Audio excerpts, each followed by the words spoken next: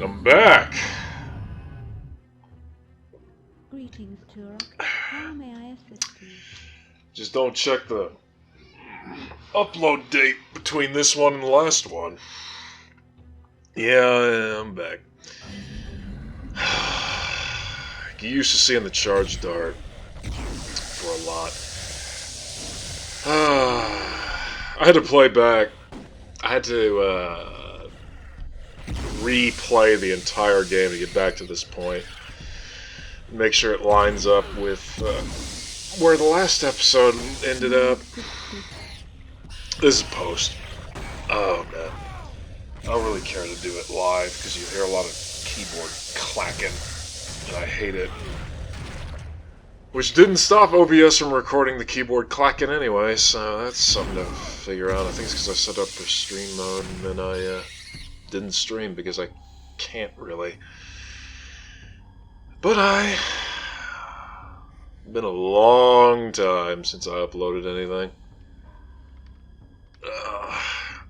Aside from quiet stuff, but it doesn't particularly do well on YouTube. People want a almost like a podcast kind of deal. Something to listen to, put on in the background. Well, now you got it, because I finally... Oh, get used to hear the quick save noise, too. Gotta love playing on hard difficulty. Classic shoes. Getting distracted. Finally got some quiet time. It's nice. So I finally have a chance to record. And I'm not even gonna bother to chop this one up, or, what's the word? I'm not gonna bother editing any of my failures out. Well, I say failures, I jump off a cliff once. Enjoy it. Because A, I want to be lazy, and B, I guess there's some value to seeing, hey, I can fail too. We all have our ups and downs. But I was thinking about something going through the rest of this game, just to get back to this point. Something I kind of said over and over again as I was finishing up Turok 1. I went back and actually watched my own LP of it. Good lord, it's terrible. But one of the reasons why it's so terrible is that I don't really have anything to talk about, but that's not in and of itself a bad thing. You can always go back to your usual, talk about what's happening on screen. I have observed things. What makes it terrible, at least to me, is that all I do is I basically just say how bloody boring it is to me. And that was something I was thinking about as I was replaying this, because it was just... It's very, very tedious. And even recording this was just... I don't describe it as being bored. Because obviously I'm going through it. I'm invested enough to, cycle through weapons so that I solve every problem, and in the skill gap not being the case, ignoring the skill gap of me not placing headshots 100% of the time. But I've solved the gameplay, and that is you charge dart and then you shoot him in the head. Or you use the one-hit kill weapons. Charge dart. The explosive shells, the grenade launcher, the... what's the other one? I've already said headshots. You can use the melee, the war blade! What am I thinking? The plasma rifle, that's it. But... That's it.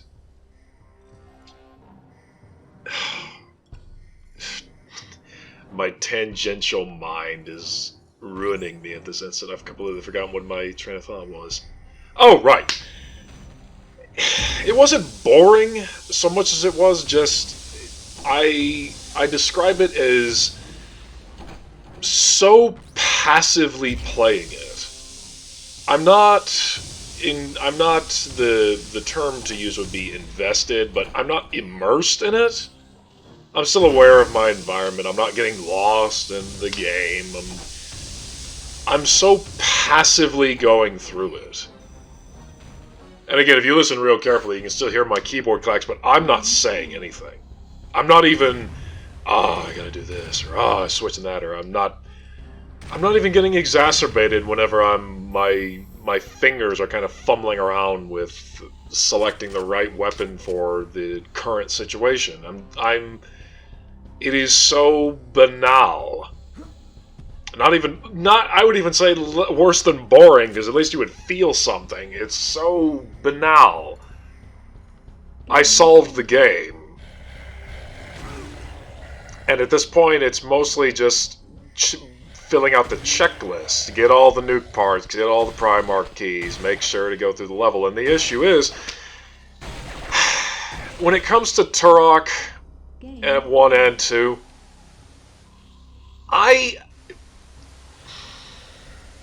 it's the Nelson Mandela effect, I think.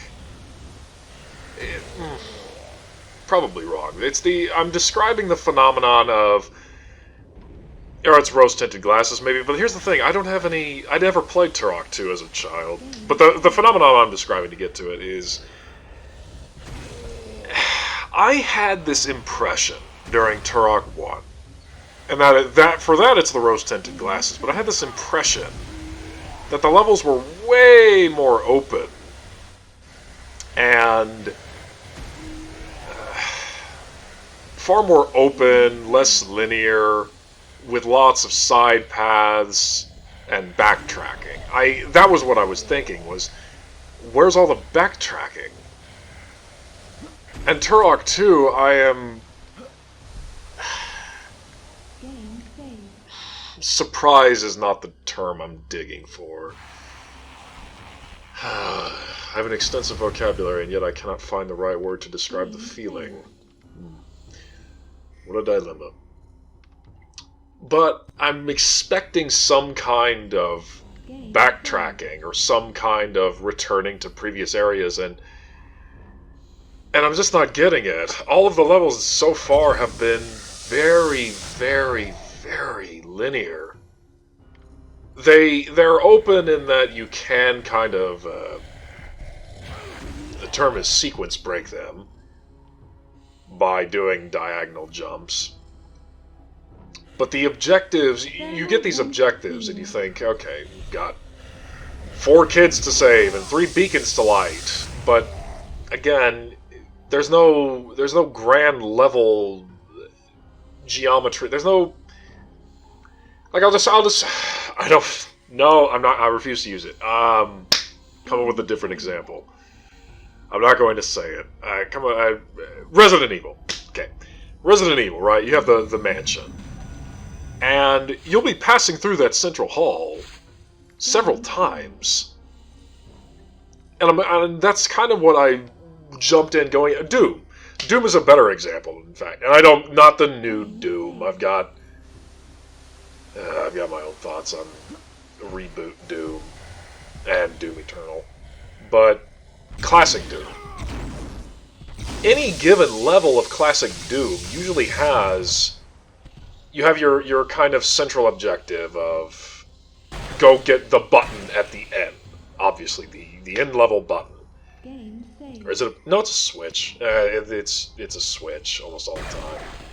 But to the player, you're hitting a button to activate it. So there it is. That. But you have your central objective, which is find the button. Find the button in the level. How do you unlock access to that button? Well, you have to navigate the maze, as it were. Shooters originate with 3D maze... It's not 3D Maze Runner. I think it's just Maze Monster. It's just 3D Maze. But if you don't know, that's the first FPS is literally you just navigate a maze, and there are eyeball creatures, and you hit a button, and they just disappear. And that was the first ever first-person shooter. But that's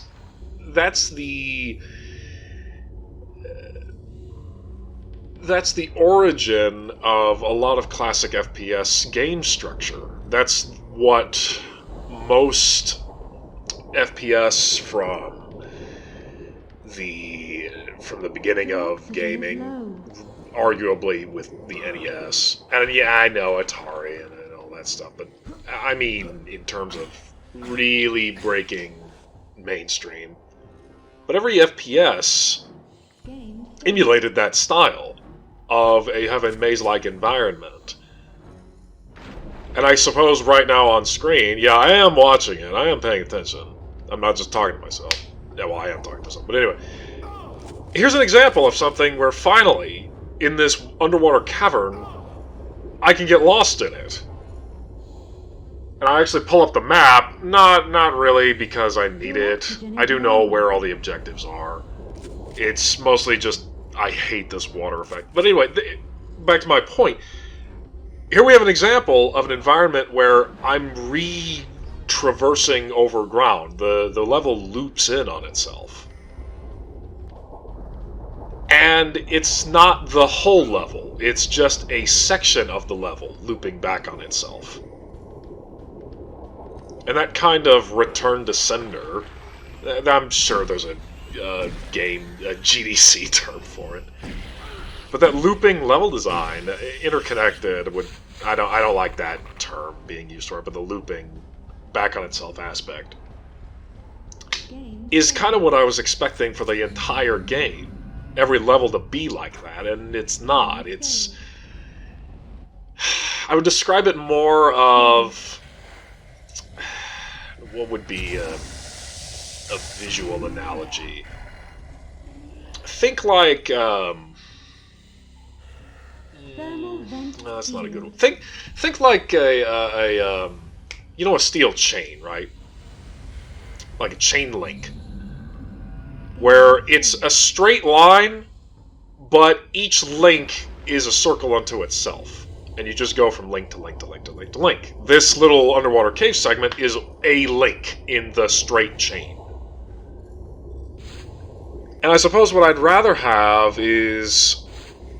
I'm going to flake on the toy name, but there was a toy that was a whole bunch of metal circles, all forming this jumbled ball of yarn, if you will. Made of metal, of course, but the visual I'm trying to create isn't necessary. And it was all about kind of unpacking all of the metal rings so that they would all come apart into separate pieces. But putting them back together as a whole, after you disassemble it and solve the puzzle, if you will, solve the maze, that's kind of a secondary fun aspect to it. You have the initial enjoyment or catharsis of solving the puzzle solution, or solving the puzzle involves you taking it apart, but then, if you want the chance to solve the puzzle again, you have to put it back together. Resident Evil has that, in which, when you're going through it the first time, you're realizing how you're creating your mental map of how the entire mansion comes together. And then when you go through it again, for those of us who want to challenge ourselves and, get the best time and get that S rank, the solution, you've already solved the mansion, you put it together in your head, you took it apart, if you will, but in order to get those best times, now it's all about putting it back together so that you have a better understanding of how all those pieces came together in the first place, so that you can most efficiently solve it again. And that's what Turok 1 and Turok 2 do not have. Every level is linear. And unlike, say, modern military shooters, oddly enough, stuff like Call of Duty. I played the Call of Duty campaign. Correction. Wow. Call of Duty 4. Brief tangent. That's a thing, isn't it? When people say Call of Duty, they literally don't refer to the old World War II Call of Duties. God forbid. No, yeah, I immediately just think Call of Duty 4. That was the first Call of Duty I ever played. I mean that with absolute sincerity. That was literally the first one I ever played was Call of Duty 4. Amazing. But Call of Duty 4, I played through the campaign of that recently. And yes, it is linear. It is super linear. There are no side paths to take. Everything is a straight line in that game. And so scripted in its campaign. And yet, I actually find myself engaged with it. And the distinction, I believe, lies in knowing how much downtime there needs to be. You do want that downtime. Super Bunny Hop, the highly recommended channel. I don't know, has he posted anything recently? As of today, but you can look at when this was uploaded. But he coined the term quiet time. Oh, here we go. Hey, idiot. Come on, do it. Jump. There's nothing down there. I have no explanation for why I did. I got nothing. Anyway, he coined the term quiet time. If I were talking about game design, I would characterize it more as contrast. You need contrast between the highs and the lows. And when playing through this, recording what you're seeing now, it's just all of it kind of played off as downtime to me. The only high points were when I had to actually juggle around weapons because I was running out of ammo. And even then, it's not a case of I'm out of ammo, as in my total stockpile, so much as I am out of the necessary tool, the necessary enemy solution ammo. Case in point, you saw right there, the solution to this enemy, at least on the, and all of this I think is exacerbated, again, another brief tangent. All of this is being exacerbated by my decision to play this on the hardest difficulty, where all of the enemy health pools have been increased to a ludicrous degree. You saw that blinded one I was trying to shred down with the shredder, using the regular shotgun shells, and it is just, I'm shooting him over and over and over again. The exaggeration for a point. And the only way that you're going to take him down in a what would be a reasonable or practical amount of time is with a straight headshot. But lining up a headshot entails with it the risk, it does entail risk, but what I'm getting at is I can do it, not everyone can do it, and for those who, and even me, I'm trying to reduce the amount of skill required, which is why the most effective and efficient manner is to use the charge dart. You stun them, you get them to stand still so they're not damaging you. You entail less risk that way. And then you shoot them in the head. With the handgun, which doesn't have a weird... I'm trying to describe... So the shredder, even though you have crosshairs on the screen, and you would think that when you fire the weapon, the shot will go exactly where the crosshair is. That's the expectation. Well, with the shredder, that's actually not true. At point-blank range, the shredder's projectile is not at the center of the screen. It's off to the side.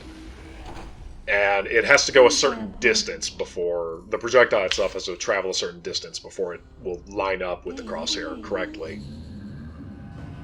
But therein lies that problem. Where if I'm at point blank with the shredder and aiming for the head, it's not going to hit the head. Unlike, for example, the plasma rifle, which is also a projectile weapon. It's not hit scan. No, the handgun. None of the weapons in this game are hit scan. They're all projectiles. I was thinking the handgun was, but no, that's just because of the projectile speed is cranked up. And again, the bullets are actually traveling towards the center of the crosshair every time from the initial what would be the term for it? It's excellent commentary. What's the term for that? Game saved. I guess what I'm trying to say is back to discussion of my dismissal of FPS. Not even disdain. I don't hate playing this. It's... I wanted to play it because I never had before. That was something that I had never actually confided in at the beginning of the LP. I had never before now. Well, okay, never before starting the LP. I think that was last year. Good lord, it's been a while. But I had never played through Turok 2 before. I played a little bit of it on the... No, that's not true. I'm thinking of Turok 1 again. There, and here's your sign. There it is. I'm constantly thinking of my experience with Turok 1 in relation to Turok 2. And I think I actually said that in Turok 1. The phenomenon of when people think... Case in point, the Cerebral Bore, which we will be getting in this level. And don't worry about me, this won't take too much time, but this is one of the few... Every now and then you'll come across a section of the level where items respawn continuously, and trust me, if you want to bother going through this game, you want to do that. It is so obnoxious to just... Or you know what the more sensible thing to do is? Play this game on normal difficulty. Just play it on normal difficulty and have fun blasting with whatever weapon you want. Don't play it on hardcore. Play it maybe... I haven't tried hard mode yet. The difficulty rung below hardcore, which is what I'm playing on here if you don't know. But don't play it on hardcore. This is so... It's everything. From now on, by the way, the next level, Mantis Hive, I'm doing a practice run on, and it's the same crap. It is the same crap of you charge dart 'em, flip to the shotgun, or flip to the shredder, or flip to the pistol, headshot, charge dart, headshot, charge dart, headshot, and it is just the worst. Which brings me to, if you want to know my thoughts on Doom Eternal, I guess in a way this is just me ranting about Doom Eternal. I don't own it. I have played it. And no, I don't really care for it. And here's a sequence break for you, which actually bugs the game. Enemies are supposed to spawn here, and thankfully I'm going in the wrong direction to show you that I did in fact glitch it. Or, well, I'm going in the right direction, and then I go, wait, am I going in the right direction? Shouldn't I have done something first? Only to discover, no, I should have just jumped down the hole right then and there. But that gets me to Doom Eternal, and how much this game, again, playing through it to get back to this point for the purposes of the LP, this game reminds me of Doom Eternal. It's called, in pretentious game developer jargon, it's called solution-based design. That is to say, for every single standard enemy, there is a set solution. For example, in Doom Eternal, Cacodemon shows up, you pull out your shotgun grenade, you use the shotgun grenade ability, put it in their mouth, get them into a glory kill state, and you do that with every single one. A Marauder shows up, and people are rightly frustrated with the Marauders because, well, okay, the reason why most people are frustrated with the Marauder is just because it's a hyper-aggressive, high-health enemy that has a very specific manner of solving it. And to me, it broke down into, it has such a specific way of solving it in that you better have ammo for that super shotgun, because eyes glow green, super shotgun, switch to ballistic. That's what it's called, right? The crossbow thing. I don't, like I said, whatever. I don't particularly care for Doom Eternal enough to remember, internalize anything. But that's my point. That is the solution to that enemy. And every single Marauder, every single Cacodemon is just that. And then when you don't have ammo for your shotgun, which, obviously, yeah, if you're doing the game the way they want you to do it, is not usually a problem, but it just becomes... To me, every fight is the same. Every single level is the same. And even this, we have two giant spiders. Just like the earlier encounter where there were 3 giant spiders, and the solution is the exact same thing. Charge up the charge darts so they stay still long enough for you to pull out your grenade launcher, and it's 3 grenades. Move on. Next. I suppose, in a way, there's the joy... Doom Eternal does this terribly, but I suppose, in a way, there's the joy of discovering the solution, working it out.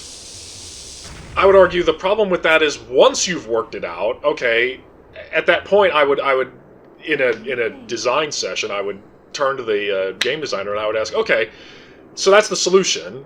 There's a process of figuring that out amongst players. Some players will figure it out faster than others, sure, but at what point is there a complication to that?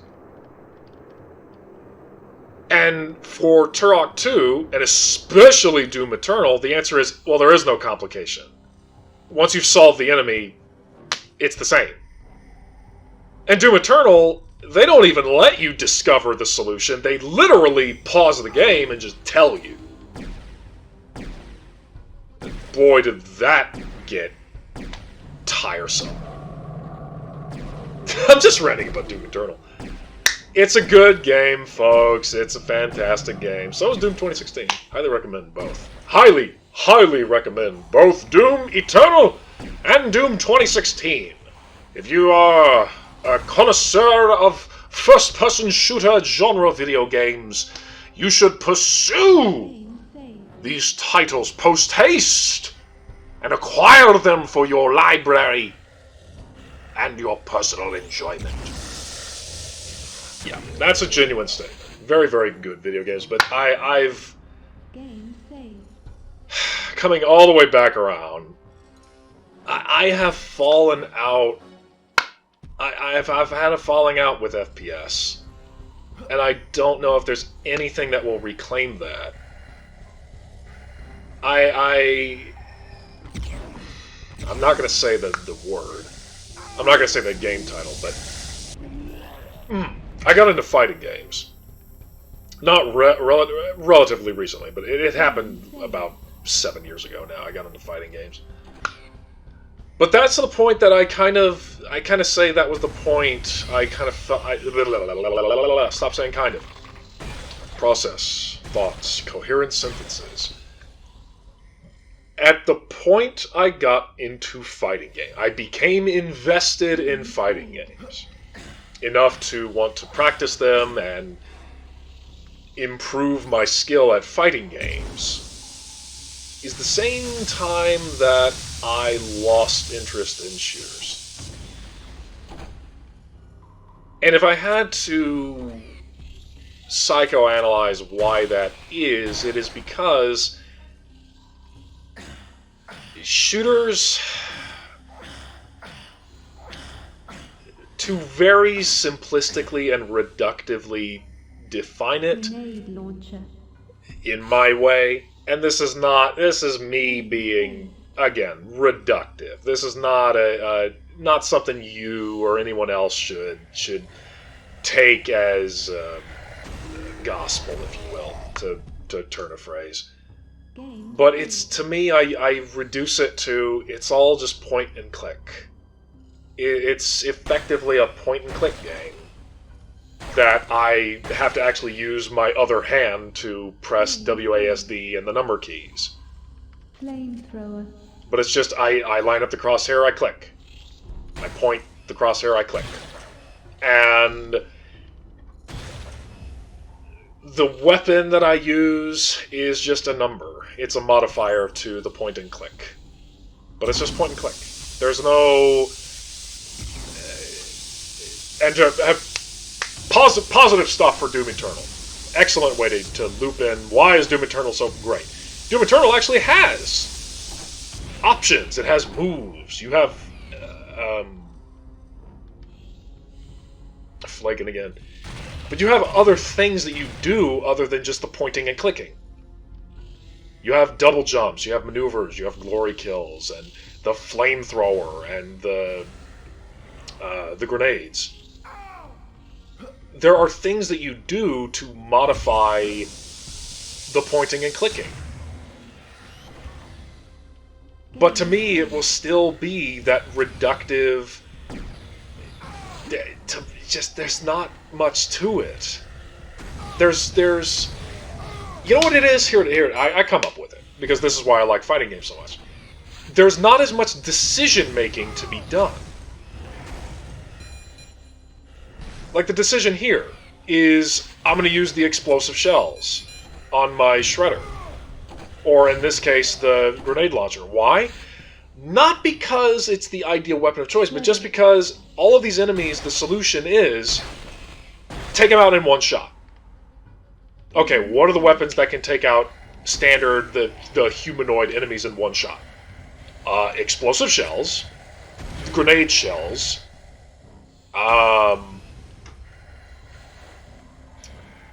in guaranteed one shot, that's it. And when I say guaranteed, I mean like regardless of skill. Again, eliminating skill, which is when you'd have to make headshots. But that's the solution. Either headshot them or blow them up. And at that point, that's the decision. There is no, I'm thinking about their positioning, or no, there's none of that. It's just, they are where they are, and how I defeat them is set.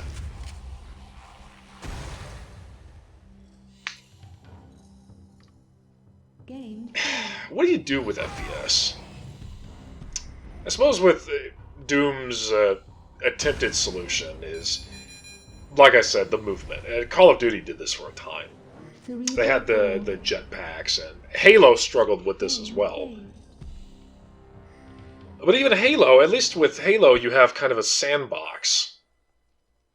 And the idea with Halo is kind of just to throw everything in the kitchen sink. Look at all these options you have. You can get in the Warthog and drive to your destination. Or, you know what? You can walk it. Oh, you're going to get in the Warthog. You're going to get in the bloody Warthog. Why wouldn't you do that?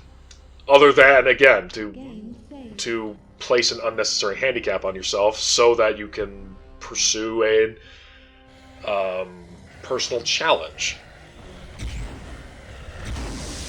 But what do you do? What do you do with FPS? And you know what? I don't know. I don't have a solution for it. And I can't even come up with a solution because I'm not invested enough. You can talk to me about fighting games.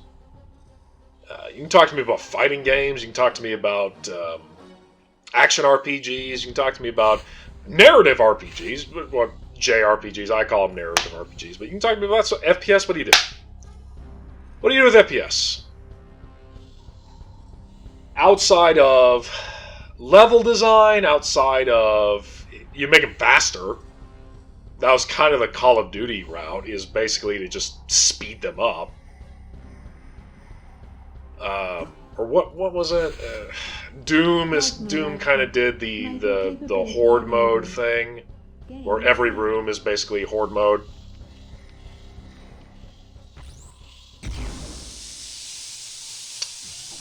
I don't know. I can't even begin to think. But that's that. And one spider's not even paying attention. I don't mean to kill the mood. I'm just trying to think about how I could... It's part of my pursuit of I want to enjoy them. I want to be all... Yeah, I want to drum up... You know that faux FAUX enthusiasm that every streamer and every hack YouTuber... Yeah, I'm throwing shade, but that false enthusiasm that they throw out.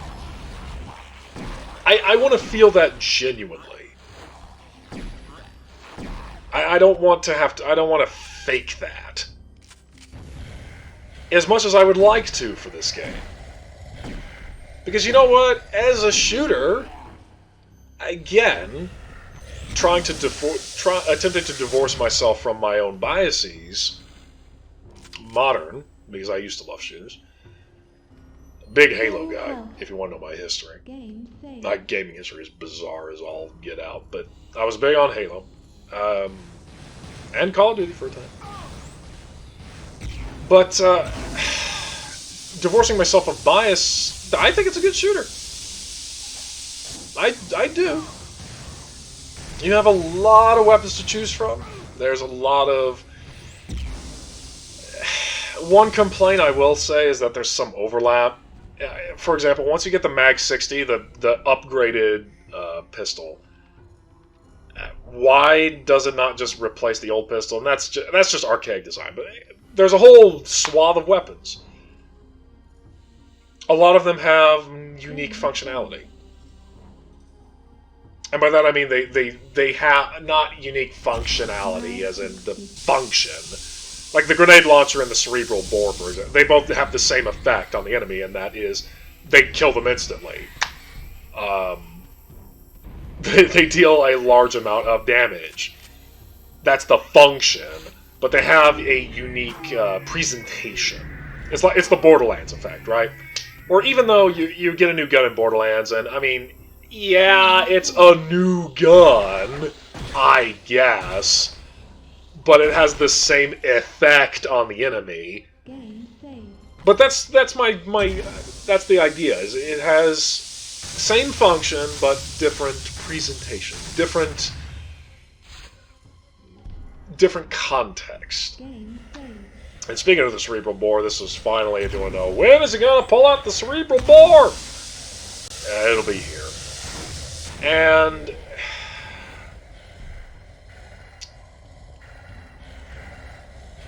Yeah, levels, they vary up the settings.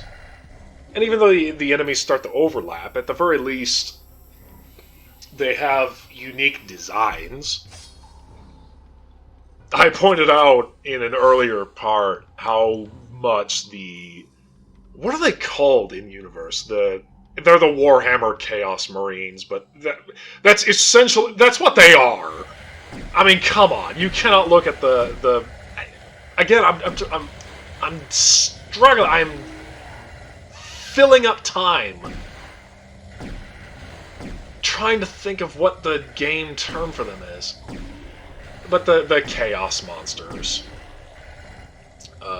They're the main antagonists in Turok 3, and I'm not. I could just pull out my phone and look it up, but. Yeah, you gotta fill that dead air with talking, you know what I mean? The typical YouTube LP stuff. But, in a way, I'm doing it. I do agree with it. Why do I watch LPs? Am I watching the LPs? Time to time I do. But, like most things in video games, when you're telling a story to your friends, it's not... And that... There you go.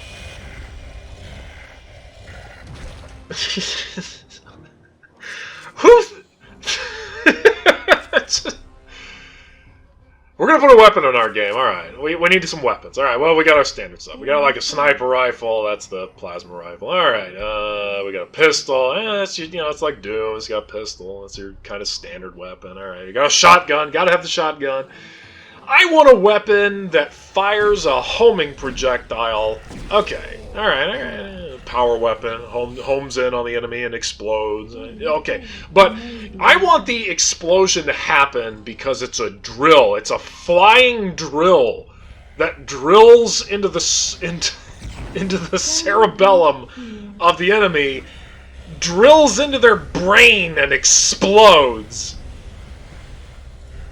Explodes their effing head. It's so metal. Oh man.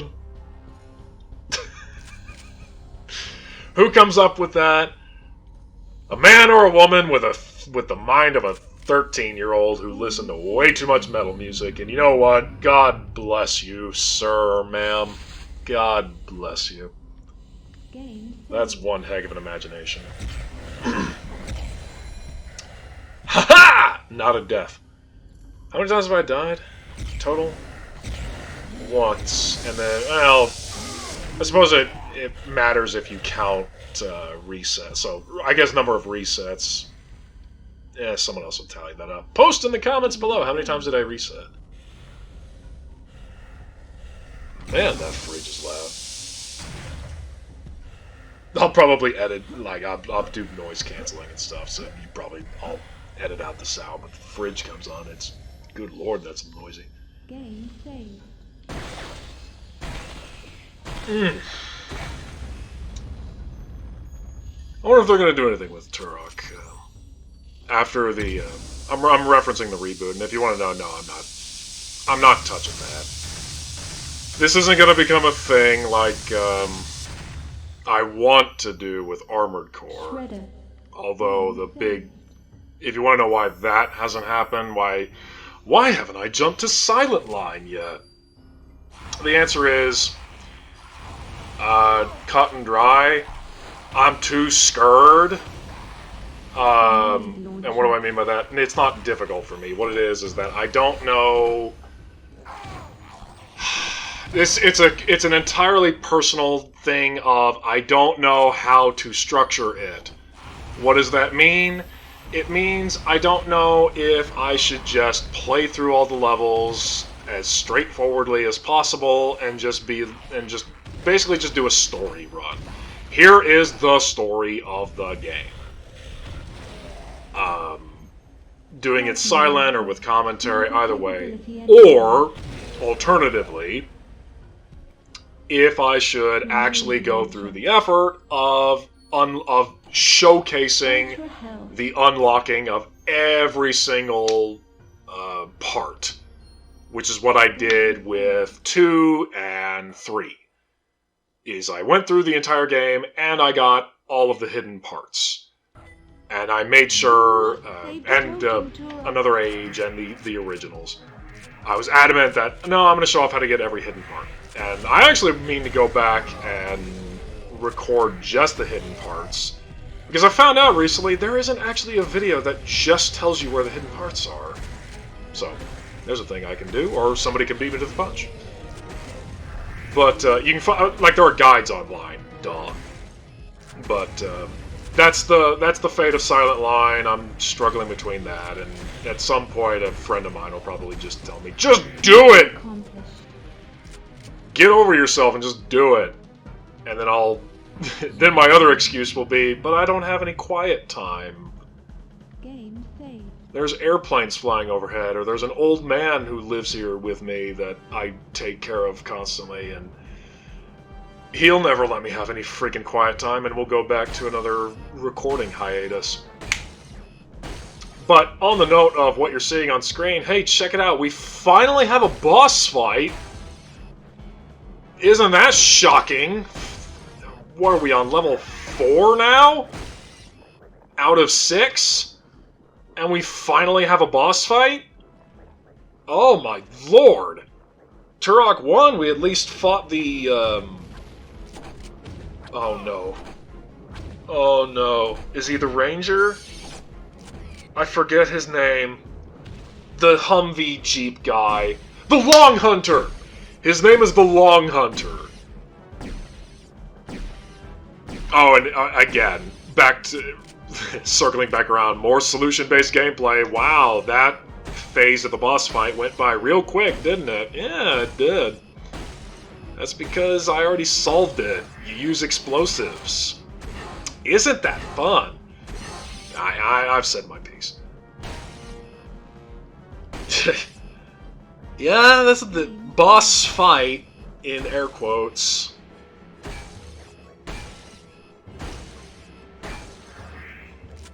Four tentacles, 4 shoots, 3 tentacles, shoot the eye, we're done.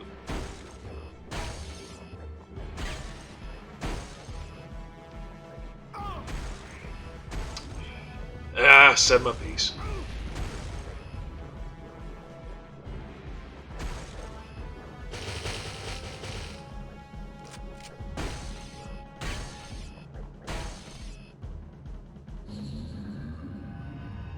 We're not done yet. We gotta go back in and get the final thing. The reason why I was checking my inventory is to make sure I had everything.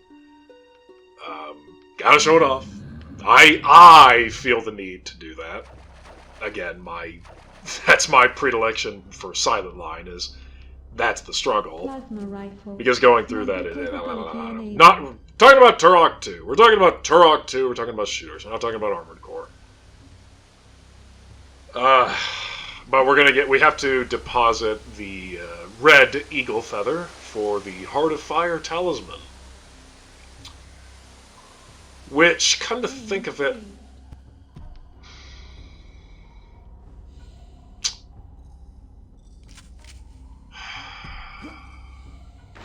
no, it is necessary. Yeah, it's necessary for the actually the next level's Primogen key. So yes, it is necessary. I was about to make a ridiculous claim that you don't even need it for all the Primogen. No, you do. You need it for one.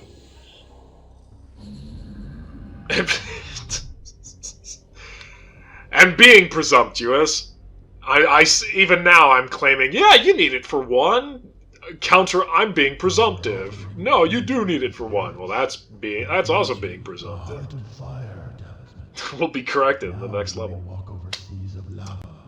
Heart of Fire lets you walk on lava, which is of minor use in the Blind One's cave, the Blind One's nest. This level currently, you can use it to get some ultra health, but other than that, there's no other place to use it. Game saved. I cut there. I'll tell you what happened. It was literally just to be perfect, I just got lost. Which is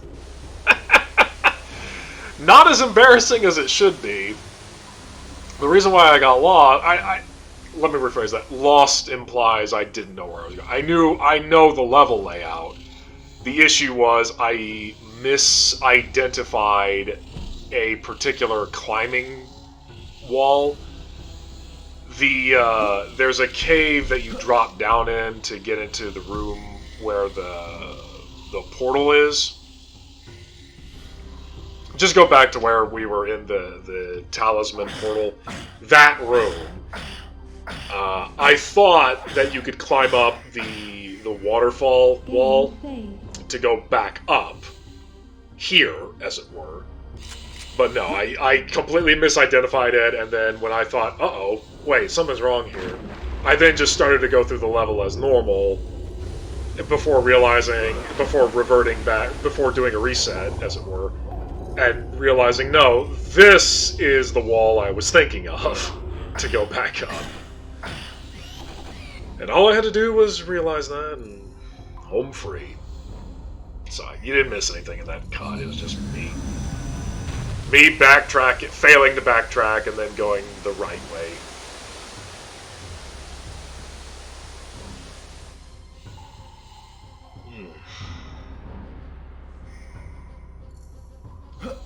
But, I wonder if they're going to do anything with Turok. Turok reboot. That's not going to happen. But if you want, speaking of solution-based gameplay, you want to talk about the remake of Turok, or reboot, these bloody marketing jargon terms. How may I assist? Reboot, Turok reboot. I'm not playing that. That's not happening. Because here's the solution to every enemy. Use the knife. Just YouTube. I hope this is an actual video on YouTube. Just YouTube Turok reboot multiplayer matches and you'll see what I'm talking about. But we'll go to the hive level next.